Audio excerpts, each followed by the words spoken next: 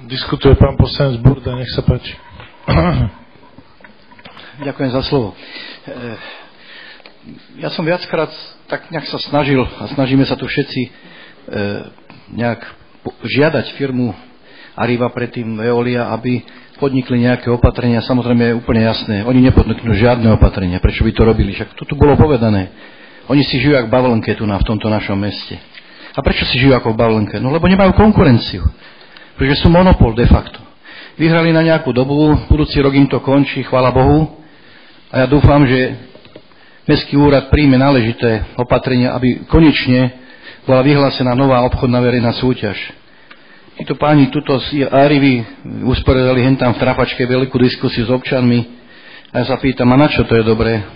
Aby si vypočuli občanov. To bolo dobré, fakt, ale nevstúpili si ani trochu do svedomia. Ja keď som ich vyzýval pred 3 rokmi, 4, aby prezradili, aké majú manažerské platy, tak mi bolo povedané, a čo vás do toho, to je obchodné tajomstvo.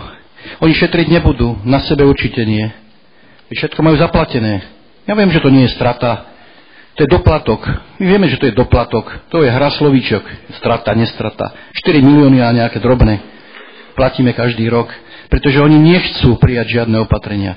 Oni miesto toho, aby prijali opatrenia v prospech občana, tak oni predajú svoj vlastný areál cudzej firme, kde sú teraz v podnájme, alebo v prenájme. A platia, a toto všetko si dávajú do nákladov. To je super schéma, ktorú vymysleli. Platy si neupravia nikdy. Na čo? Áno, toto opatrenie je na úkor občanov, tých zvláštnych kategórií. Ja trošku pochybujem o tých cifrách, ktoré sú tam, že či to prinesie skutočne také výnosy dodatočné.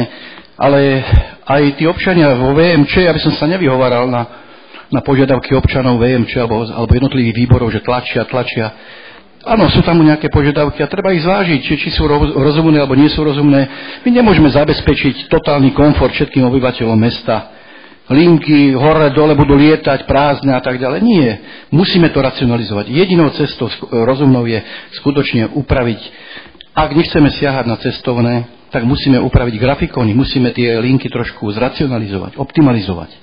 A znížiť náklady sa dajú len tak, že sa vysúťaží nejaká iná firma. Keď táto firma nechce reagovať na naše požiadavky, no tak súťaž musí vysúťažiť možno lepšiu firmu, inú firmu ako je Arriva. Bohužiaľ, asi to nie je reálne, neviem, či je taká konkurencia, či sa niekto nájde. A ja dúfam, že sa nájdú také firmy, ktoré budú vytvárať určitý konkurenčný tlak a že 36.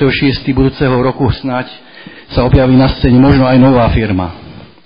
Tak to sú len také moje poznámky na adresu tejto firmy, ktorá nerobí. A druhá vec, keď sme sa pýtali na vozový park, bolo nám povedané, no my zvyšujeme komfort. Áno, rozumiem, zvyšili sme komfort, kúpili sa nové autobusy. A keď som sa pýtal, ako odpisujete tieto autobusy? No zrýchlenou formou. Však samozrejme, báli sa tak rýchlo, poďme. Najvyššie odpisy prvý rok, druhý rok, tretí a tak. A čiže tie nové autobusy majú možno dneska 3-4 roky, čiže už idú do tej spodnej hranice odpisovej, čiže už majú nižšie odpisy, ako mali v prvých rokoch. Napriek tomu stále majú veľké náklady. Ten náš doplatok, alias nedoplatok, narastá každým rokom o nejaké 100 000, možno 1 000 000, neviem presne. Z 3 miliónov sme na 4 a tak ďalej. Neviem, kde sa to zastaví.